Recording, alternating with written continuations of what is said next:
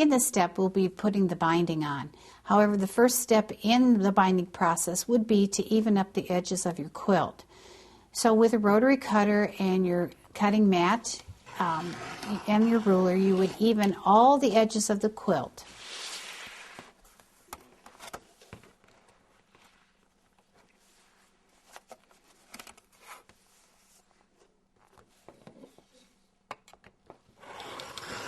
The next step in the process would be actually measuring your quilt so you get the correct length of the binding.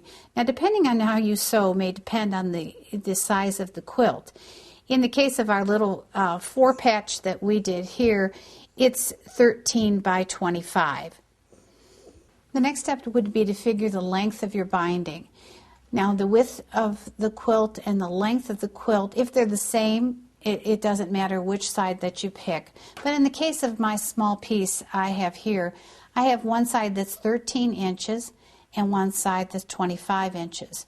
So we'll cut 2 pieces of binding that are 25 inches long by 5 inches wide, and then 2 pieces of binding that are 15 inches long by 5 inches wide. The reason that they would be 15 inches is because we need to extend an extra 2 inches on either side to connect with the crosswise binding. Once you've cut the binding and the filler, you actually need the same size piece of filler as your binding. Just place that on the inside and press it.